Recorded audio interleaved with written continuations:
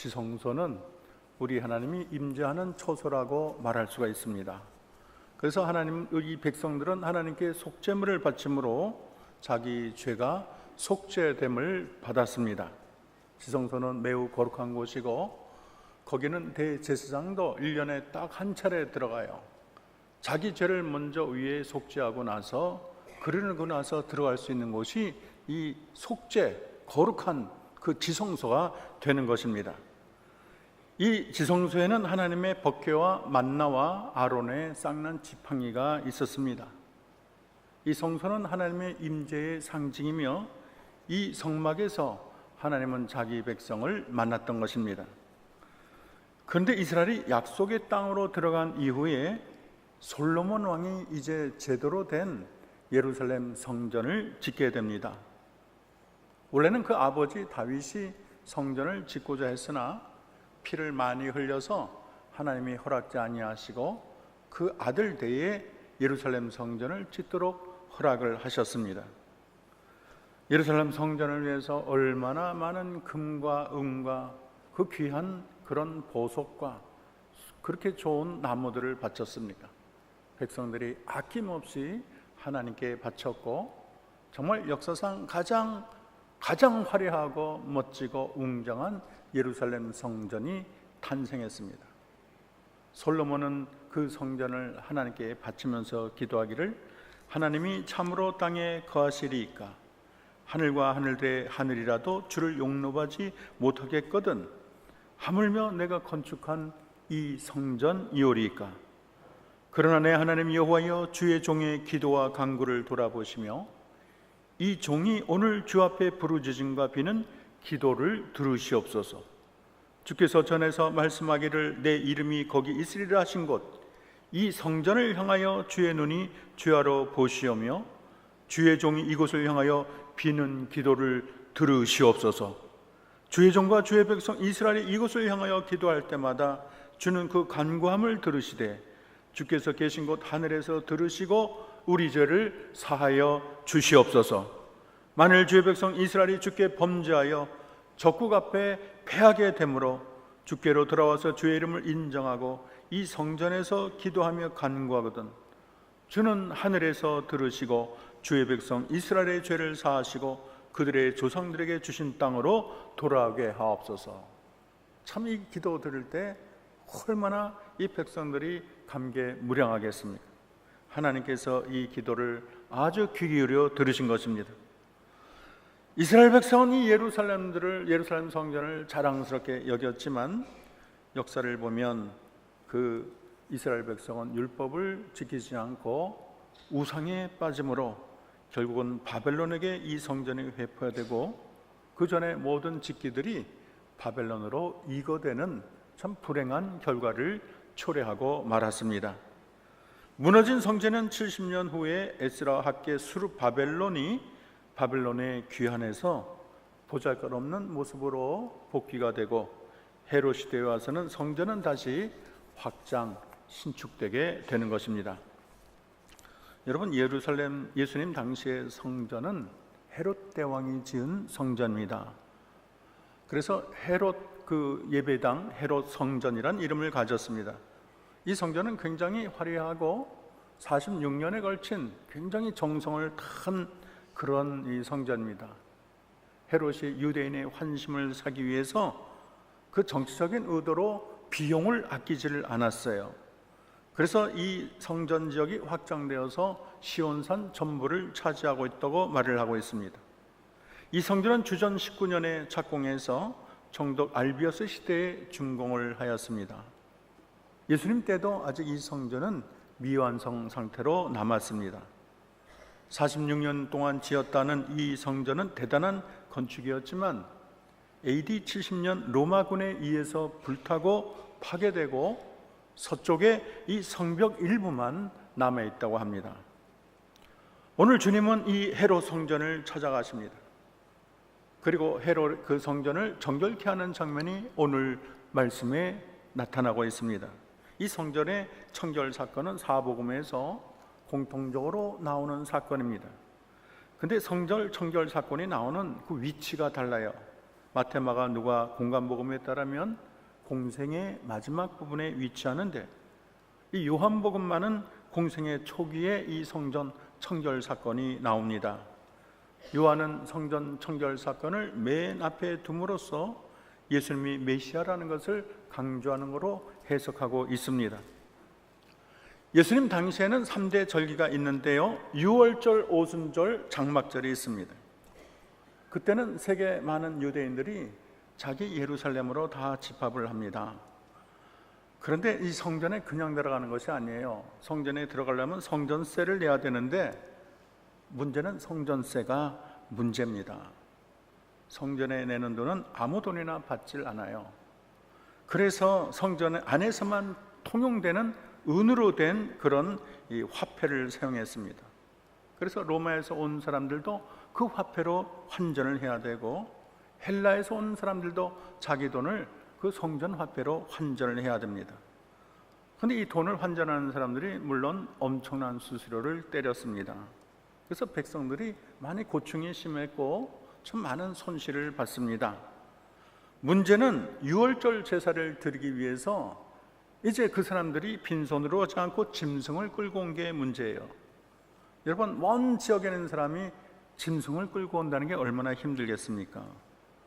그래서 그 고충을 덜기 위해서 돈을 가지고 오면 되는 거예요. 그러면 그 성전 안에서 짐승을 사도록 허용을 했습니다. 그런데 그들은 정직하지 못하게 하나님께 제사를 드리기 위해서 가져온, 이 백성들이 가져온 많은 이 재물들은 다 불합격을 시켰어요.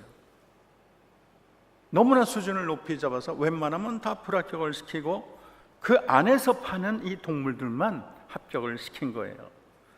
그러니까 그 과정에서 얼마나 동물의 값을 자기들이 다 마음대로 팔기 때문에 폭리를 취하는데, 어떨 때는 성수기에는 일반 가격의 16배나 받기도 한다는 것입니다.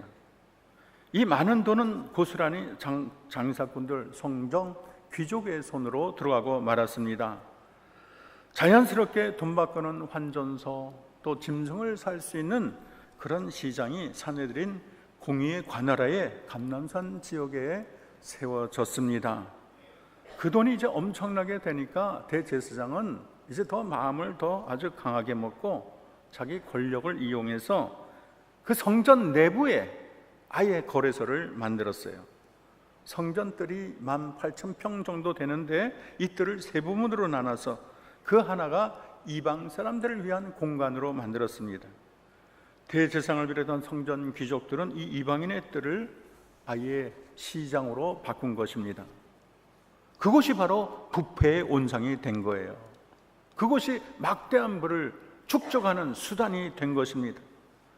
자신의 동족들의 괴로움이나 고충 같은 것은 아랑곳이었고, 제사 같은 것은 다 뒷전이에요. 어떻게 하면 부를 얻을까? 부를 얻는 황금 보고로만 그 장소를 사용하게 된 것입니다. 그리고 거기에 있는 많은 수입이 성전 제사장과 사내들인 공회로 흘러갔기 때문에 이런 장사들이 유대 지도인자들이 묵인하에 이루어지고 만 것입니다. 오늘 주님이 이 성전에 들어가셨어요. 관행이라는 게 무섭잖아요. 많은 사람이 그게 당연히 여겨요. 근본으로 들어가지 못하고 그게 관행이 되다 보니까 아무도 거기에 대해서 퀘스천 마크를 거는 사람이 없어요. 그러나 우리 주님은 하나님의 눈으로, 하나님의 진리로 잘못된 현장을 보고 양과 소를 다 내어 쫓아버렸어요. 그들의 돈을 다 쏟아버렸어요. 비둘기 파는 사람들고 다 가지고 나가라, 그렇게 명령을 했어요. 내 아버지 집을 장사하는 집으로 만들지 말라. 너희들이 강도의 구렬로 만들었도다, 그렇게 말을 하는 것입니다. 마태복음은 이 성전 청결 사건에 대해서 주의 집을 위하는 열심이 나를 삼켰다, 그렇게 고백하고 있습니다. 오늘 이 성전 청결의 의미가 무엇일까요? 우리 예수님의 이 성전 청결은 부패한 종교에 대한 우리 주님의 거룩한 분노라고 말할 수 있습니다. 예수님은 대제사장과 장로들이 자기를 죽이려는 관계를 다 알겠지만은 개의치 않고 가차없이 성전의 타락한 모습을 지적합니다. 오늘 주님이 이 성전 청결을 통해서 주는 메시지가 무엇일까요? 이 교회가 순수성과 거룩성을 회복하는 것입니다. 교회는 만민이 기도하는 집이라고 했어요. 그런데 강도의 굴열로 만들었도다. 우리 주님의 분노가 얼마나 크겠습니까? 종교적 이권과 맞물려서 순수성을 잃어버린 그런 교회, 제사보다는 장사에 관심을 더 기울이는 교회, 모양은 남아있지만 그 안에 내용이 변질된 교회, 웬만한 타락을 눈감아주는 교회, 그 교회를 보고 우리 주님은 분노한 것입니다. 저는 우리 주님이 개혁가인 줄로 믿습니다. 오늘 주님이 우리 한국교회에 온다면 도대체 뭐라고 말씀하실까? 그 주님이 우리 한영교회에 온다면 뭐라고 말씀하실까? 저는 궁금하기 짝이 없습니다. 얼마 전에 우리 전도대 소풍을 갔는데 한 권사님이 이런 말을 해요. 옛날에 전도를 많이 했는데 그때는 전도만 하면 사람들이 몰려들어서 텐트만 치면 그냥 꽉꽉 차가지고 어떻게 이렇게 사람들이 많이 몰려들고 떠나지 않는지 정말 그때는 대단했다는 말을 듣습니다. 그때가 아마 1970년대라고 저는 생각을 합니다. 저도 이 개척교회 텐트로 한 교회부터 먼저 다녔어요. 그것이 좀 세월이 지나서 이제 건물도 짓고 교회로 바꾸기도 했지만 옛날에는 뭐 이렇게 볼품이 없어도 사람들이 이렇게 모여들고 또 심령대 부흥을 하고 강사들이 오면 얼마나 이 강단까지 나와서 예배를 드리지 않았습니까? 저는 엑스플로 74때 여의도 광장에 100만 명이 모였던 그때 저도 참석한 적이 있습니다. 비가 오는데도 사람들이 그렇게 모이는데 열심인 우리 한국교회가 얼마나 대단했습니까? 그런데 이렇게 눈부신 교회 성장을 이룬 오늘 한국교회가 위기에 봉착했습니다. 종교적인 신뢰가 많이 하락하고요. 교회의 세습, 금권선거, 성직자들의 부정직, 윤리식 결여, 교회 재정의 불투명, 여러 가지 일로 이 세상의 빛과 소금이 되어야 할 교회가 사회를 선도하지 못하고 오히려 지탄의 대상이 됐다는 것을 우리가 참 가슴 아프게 생각하지 않을 수가 없습니다. 교회 지도자들이 성도들이 또 세상의 즐거움과 또 세상적으로 이게 나가는 모습, 도덕적인 해이, 많은 교회들이 이런 문제 때문에 교회가 금이 가고 또 재정의 불투명 사용으로 교회가 시끄러운 적이 얼마나 많습니까? 목회 세습도 문제예요. 여론조사에 따르면 60% 이상이 이 세습의 원인으로 자기가 개척한 교회는 자기 것이라는 잘못된 주인의식을 꼽았습니다. 아무리 내가 개척교회를 하고 교회가 성장했더라도 교회는 내 것이 아니고 하나님 것인 줄로 믿습니다. 자신은 하나님이 주신 은혜로 지금까지 일한 것만 감사하지 그 교회가 왜 내 것입니까? 교회가 왜 내 사유재산입니까? 내가 아무리 교회를 건립하고 크게 세웠어도 나는 종일 뿐 거기에 대한 어떤 주장도 해서는 안 될 줄로 믿습니다. 총회장이나 노회장, 무슨 장로직 담임을 위해서 돈봉투를 돌리고 금권 선거를 한다든지 어떤 장로나 권사나 집사나 목사를 계급으로 여긴다든지 참 우리가 시정해야 될 문제가 아닌가 합니다. 교회가 너무 물량주의로만 치우쳐서 외형적으로만 크기 위해서 얼마나 노력을 합니까? 옛날에 이제 꽁 잡는 게 매다 그렇게 강의하신 목사님도 제가 기억이 나요. 꽁 잡는 게 매야. 다 실력 있고 교회가 늘어나면 다 모든 게 해결돼. 뭐로 가나 뭐 바로 가나 서울만 가면 된다. 이런 목적으로 교회 부풀리기만 힘쓰고 바른 신학이 부족하고 윤리가 부족하고 달콤한 설교로만 이 성도들의 마음을 감싸려고 하고 처세술만 가리키는 복음이 없는 그런 설교가 주를 이루어서는 되겠습니까? 너무 세상적인 성공만 강조하는 설교를 해서 되겠습니까? 교회가 본연의 자리로 들어가야 될 줄로 믿습니다. 오래된 물은 썩기 마련인 거예요. 환부는 도려내야 되는 거예요. 잘못된 것은 개혁하고 나갈 때 주님이 기뻐하실 줄로 믿습니다. 저는 먼저 이 교회가 만민이 기도하는 집인 줄로 믿습니다. 저희 교회가 이제 12시까지 다 교회를 열어서 많은 성도들이 자주 와서 많이 기도도 하고, 이전보다 교회에 그 기도의 그 불이 많이 뜨거워진 거 너무 감사합니다. 앞으로 우리 교회가 24시간 오픈해서 누구든지 와서 기도하면 좋겠습니다. 교회가 소나 양을 장사를 환전한 자를 우리 주님이 몰아내시고 이 성전을 만민이 기도하는 집이라고 말을 하지 않았나요? 옛날에는 교회의 향불이 끊이지 않았어요. 24시간 향불이 올라가는 거예요. 계시록 8장 4절에 보면 향연이 성도의 기도와 함께 천사들의 손으로부터 하나님 앞으로 올라가는지라. 향불을 24시간 끄지 않도록 조심할 일을 제사장들이 그 일을 맡았던 거예요. 그것이 거룩한 하나님의 명령입니다. 지금이야 뭐 교회 향불이나 그 재단에 뭐 이런 것은 없지만 신약교회에서 교회의 기도가 그쳐서는 안 될 줄로 믿습니다. 기도의 향불이 언제나 켜져 있고 향연이 올라가고, 그래야 교회가 힘이 생기고 능력이 생기지 않겠습니까? 또 교회가 교만을 버리고 겸손의 길을 걸어야 될 줄로 믿습니다. 겸손이 뭐겠어요? 자신의 부족함을 인정하는, 나보다 주님을 앞장세우는 거예요. 자신의 우월 의식을 버리는 거예요. 교회 오래 됐다고 절대 텃세버리면 안 돼요.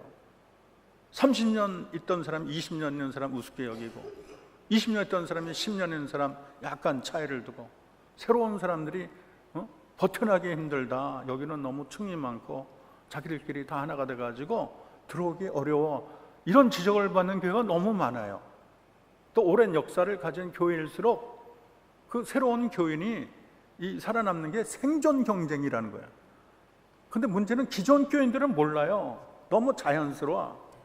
근데 새로운 교인은 죽겠어, 숨이 막히고, 무슨 이렇게 차이가 많고 좀 열심히 하려고 그러면 왜 새로운 사람이 저렇게 튀냐 이러면서 이상한 눈으로 바라보고, 참 어디에 장단을 맞추지 모를 때가 많아요. 연여간 10년은 좀 돌봐주고 안아주고 격려해주고 이래야 되는데, 뭐 좀 열심히 해보면 저 사람 뭐 장로 될라 그러나 권사 될라 이러나 하고 색안경 써요. 좀 사람들 불러다가 대접하면 저거 장로 되려고 하는 거야. 그래가지고 막 시험 보는 그런 성도들이 많아요. 한국 교회가 왜 그런지 모르겠어요. 그리고 장로 되려고 하면 어떻습니까? 다들 장로 안 하겠다 그러면 누가 장로합니까? 이번에 투표에 한 명도 안 나왔어요, 장로님이. 참 이거 고민이에요. 걱정이고. 좀 이번에는 다들 많이 찍어서 좀 장로님이 우리 교회에 좀 많이 나왔으면 좋겠습니다. 제 진심입니다. 왜 9개 찍으라는데 10개를 30명이나 찍어가지고 그렇게 이렇게 선거를 어렵게 하십니까? 여러분, 우리 교회에 많은 일꾼이 생기기를 소망합니다. 겸손한 자는 자기보다 주님을 앞장서는, 교회 지도자들부터 우월의식을 버려야 돼요. 베드로 사도는 말을 하기를, 베드로전서 5장 2절에서 너희 중에 있는 하나님의 양무리를 치되 억지로 하지 말고 하나님의 뜻을 따라 자원함으로 하며 더러운 이득을 위하여 하지 말고 기꺼이 하며 맡은 자들에게 주장하는 자세로 하지 말고 양무리의 본이 되라. 주장하는 자세로 하지 말고, 권위 있게 얘기하지 말고, 그렇게 모든 사람을 이렇게 섬기는 자세로, 따뜻한 자세로 대하라는 거예요. 여러분, 우리가 교회 오래 다녀도 새로운 교인들을 떠받드는 한영교회 되기를 소망합니다. 오래 다니는 게 절대 권력이 아니에요. 뭐 장로 됐다고, 권사 됐다고 권력이 아니에요. 어떤 사람은 집사 때는 그렇게 겸손한데 장로 되는 순간 그냥 여기 목이 뻣뻣하고 말이 달라지고 톤이 달라지고, 저분 왜 저러나, 뭐 목소리가 싹 바뀌어요. 어떤 분이요, 이거 싫어합니다. 앞에 나가가지고 기도하다가 누가 장로가 됐는데 실수로 김 장로님, 장로 된 지 얼마 안 되거든요. 근데 습관적으로 김 지사님이 앞으로 잘하게 하시고 그래가지고 장로 되면 너 나를 깔본 거지 그러면서 대판 싸워가지고 나가는데 교인 3분의 1이 나갔대요. 그때 뭐 당이 져가지고. 참 우리가 낮아져야 돼. 교회가 낮아져야 돼. 새로운 사람이 이질감을 느끼지 않고 교회 오면 즐겁고 행복하고 다 다 자기에게 박수치는, 다 따스한 그런 사람들이 모일 때 교회가 부흥하지 않겠습니까? 교회는 남들이 알아주고 빛내고 광내는 곳을 찾기보다 겸손하게 낮은 곳으로 찾아가야 될 줄로 믿습니다. 사회적 약자나 정신지체자, 신체 장애자, 외국인들도 수용해야 되겠습니다. 우리 부모 없는 그런 자녀들을 사랑 부모, 사랑 형제, 그리고 홀로 사는 그런 노인들을 찾아가서 그분들에게 말벗이 되어주고 김치도 담가주고 또 머리도 무료도 깎아주고, 우리가 요즘에 여기 김앤박에 가서 이게 머리를 깎아줘요. 얼마나 좋은 일을 하는지 모르겠어요. 우리 교회가 점차 참 좋은 일을 많이 하고 있고, 또 이번에는 이제 어려운 사람들 우리가 1,000원씩 주고 했는데, 이제 그분들 다 예배의 공동체로 이번에 인도를 해서 예배를 같이 드렸습니다. 우리 교회가 이런 섬기는 일에 앞장설 줄로 믿습니다. 저는 우리 교회가 정직한 교회가 되면 좋겠습니다. 한국 교회가 건강해지고 사회의 신뢰를 회복하기 위해서는 교회 지도자들부터 정직하고 청렴해야 되겠습니다. 그래서 한국 교회 전체가 정직하고, 저희 아들이 한동대 다니는데 이 자랑이 아니고 한동대 학생들이 취직을 잘한대요. 근데 왜 그런가 그랬더니 LG에서 하도 많이 뽑아가지고 비결이 뭐냐 했더니 인터뷰를 했는데, 한동대 학생들이 4년 동안 뭐를 배웠습니까? 그랬더니 정직을 배웠습니다. 그 말이 좋아가지고 한동대 사람을 그냥 뽑는데요. 근데 거기는 이제 시험도 감독을 하지 않고 그렇게 본다고 합니다. 참 옛날에 보면 대학에서도 얼마나 컨닝을 많이 하고 얼마나 참 정직을 잃어버린 그런 사람들이 많습니까? 저는 이 한영교회가 사람들 앞에, 하나님 앞에 정직하고 투명한 교회가 되기를 소망합니다. 나아가 하나님의 성전은 눈에 보이는 성전이 다가 아니고 성전의 의미가 점점 깊어지는 걸 우리가 발견을 해요. 유대인들이 예수님의 성전 청결에 대해서 항의를 표합니다. 어떻게 해서 당신이 이렇게 개혁을 하느냐, 표적을 보여라. 네가 이런 행하니 무슨 표적을 보이겠느냐 그랬더니 예수님이 너희가 이 성전을 헐라, 내가 사흘 만에 지으리라 그랬어요. 이 말은 예수님의 대속적 죽음을 지시한 말인 것입니다. 그랬더니 이 성전이 46년이나 걸리는 그런 오래 걸리는 성전인데 네가 어떻게 3일 만에 이렇게 했느냐, 그렇게 힐문하는 거예요. 헤롯 왕은 46년에 걸쳐 그 성전을 오랫동안 지었지만 예수님은 3일 만에 짓겠다 그러니 그 말이 얼마나 얼토당토하겠어요. 이때 예수님이 이런 말을 합니다. 요한복음 2장 21절 22절 따라합시다. 예수는 성전된 자기 육체를 가리켜 말씀하신 것이라.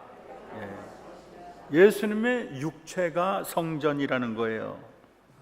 예수님이 십자가에 달려 3일 만에 부활하심으로 자신의 몸으로 이루어진 새로운 성전을 지으신 것입니다. 예수님의 십자가 구속으로 자신의 피와 살로 거룩한 교회를 만드신 것입니다. 이 주님의 교회에 참여하는 자마다 영생을 얻게 될 줄로 믿습니다. 예수님 안에 영생이 있지 예수님 밖에 어디서 영생과 구원이 있겠습니까? 그런데요, 오늘 말씀 사도 바울의 이야기를 들어갔더니 한 걸음 더 나가서 뭐라 하냐면 따라합시다. 신자들의 몸이 하나님의 성전이다. 사도 바울은 고린도 교회 신자들에게 고린도전서 6장 19절에 너희 몸은 너희가 하나님께로 받은 바 너희 가운데 계신 성령의 전인 줄 알지 못하느냐. 너희는 너희 자신의 것이 아니라. 여러분, 우리의 몸이 그냥 몸이 아니고 성령님이 거하시는 성령의 전인 줄로 믿습니다. 여러분 믿나요? 우리는 그냥 몸이 아니에요. 주님이, 이 교회가 왜 주님의 교회냐? 주님이 계시니까. 주님이 안 계시면 이게 무슨 의미가 있어요? 그냥 벽돌이지. 아무 의미가 없는 거예요. 교회가 교회되는 이유는 그 안에 주님이 계시기 때문이에요. 근데 그 주님이 또 어디에 계시냐면 우리의 심령에 찾아오신 줄로 믿습니다. 그러므로 우리의 몸도 하나님의 전이 되는 거예요. 그래서 고린도전서 6장 20절은 값으로 산 것이 되었으니 너희 몸으로 하나님께 영광을 돌리라, 그렇게 말을 했습니다. 사도 바울은요, 우리 주님이 부활하신 이후에 성령을 보내주셔서 그 성령이 이제는 먼 하늘에 계신 것이 아니고 우리의 마음속까지 오셨다, 그를 신학적으로 성령의 내주라고 말을 하는 것입니다. 오늘날 이스라엘 예루살렘의 솔로몬 성전도 헤롯의 성전도 남아있지 않습니다. 주 70년 로마의 티투스 장군이 군대를 이끌고 와서 돌 위에 돌 하나 남기지 않고 다 회파시켰어요. 예루살렘에는 돌로 된 이제 성전은 없어요. 그 자리에는 지금 황금색 찬란한 모스크만 남아 있습니다. 그런데 우리 주님은 주님이 우리의 성전이고 우리의 몸이 주의 성전이라고 말을 하고 있습니다. 여러분, 주님이 우리 안에 계신 줄로 믿습니다. 주님이 우리 마음에 오셔서 개혁을 일으키는 줄로 믿습니다. 찬송가 289장 주 예수 내 마음에 들어와 계시니 변하여 새 사람 되고 내가 늘 바라던 참빛을 찾음도 주 예수 내 마음에 오심. 주 예수 내 마음에 들어와 계신 후 망령된 행실을 끊고 머리털보다도 더 많던 내 죄가 눈보다 더 희어졌네. 주 예수 내 마음에 오심. 주 예수 내 마음에 오심. 물밀듯 내 마음에 기쁨이 넘침은 주 예수 내 마음에 오심. 그 옛날 성전에 오셔서 성전 안을 더럽히는 소와 양과 비둘기 파는 사람, 돈을 바꾸는 환전하는 자들을 보시고 노끈으로 채찍을 만들어 그들을 다 내쫓으신 주님, 그 돈상을 다 뒤엎으신 주님, 비둘기 파는 자들에게 가져가라, 내 아버지 집을 장사하는 집으로 만들지 말라, 그 개혁의 그 하나님께서 오늘날 우리의 마음에도 오셔서 우리 마음에 온갖 들어온 세상의 혈기나 교만이나 자랑이나 이기심이나 음란이나 욕종의 쓰레기를 과감히 뒤엎는 줄로 믿습니다. 우리 그 주님을 환영합시다. 그 주님을 사모합시다. 내가 약하여 하지 못하는 것을 주님이 오셔서, 주의 성령이 오셔서 나를 새롭게 할 줄로 믿습니다. 사도 바울은 이 몸의 성전의 거룩성을 강조하기를 고린도전서 3장 16절 17절에 너희는 너희가 하나님의 성전인 것과 하나님의 성령이 너희 안에 계시는 것을 알지 못하느냐, 그렇게 말씀하신 이후에 누구든지 하나님의 성전을 더럽히면 하나님이 그 사람을 멸하시리라 말을 했어요. 하나님의 성전은 거룩하니 너희도 그러하니라 말을 했습니다. 굉장히 무서운 말이에요. 우리 몸에 주의 성령님 하나님이 계시기 때문에 우리가 우리 몸을 마음대로 굴리고 더럽히면 하나님이 멸해버리겠다, 예루살렘 부수듯이 너의 몸을 멸하겠다, 그렇게 말하는 거예요. 그러므로 우리는 우리의 거룩이나 주를 향한 우리의 정결함을 우리는 목숨 걸고 지켜야 될 줄로 믿습니다. 우리가 이 거룩을 소홀히 하게 되면 하나님이 우리를 멸하신다는 그 무서운 말을 우리는 마음에 새겨야 될 줄로 믿습니다.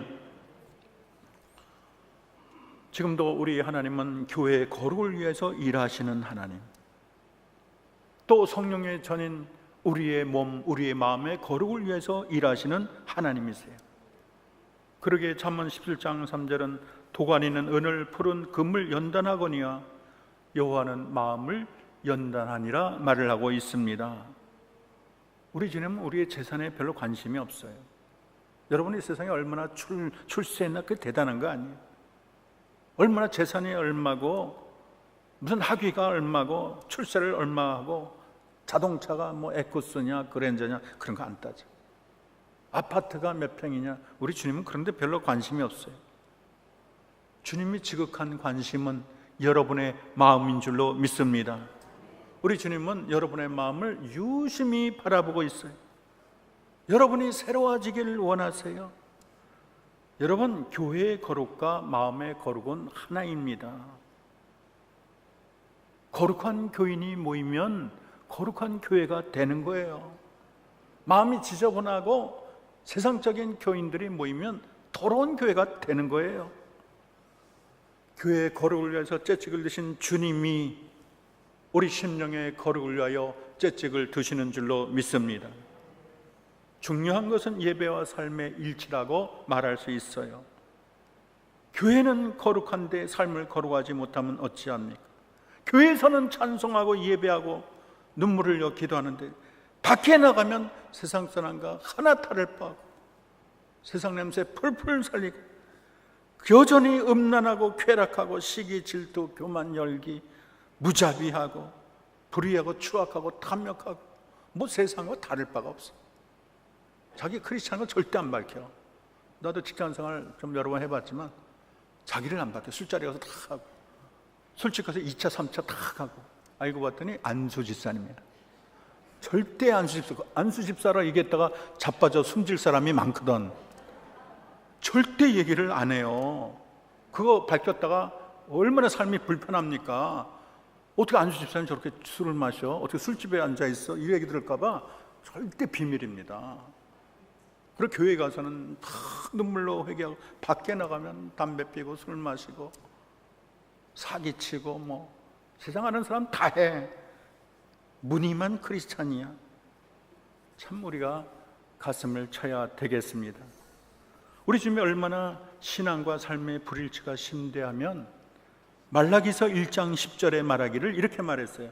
만군의 여호와가 이르노라 너희가 내 제단 위에 헛되이 불사르지게 못하게 하기 위하여 너희 중에 성전문을 닫을 자가 있었으면 좋겠도다.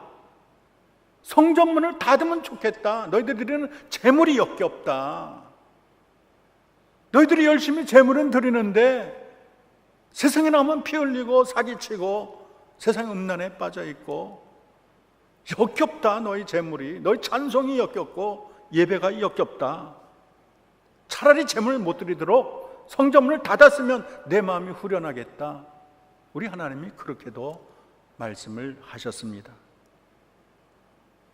여러분, 개혁된 교회는 계속 개혁되어야 될 줄로 믿습니다.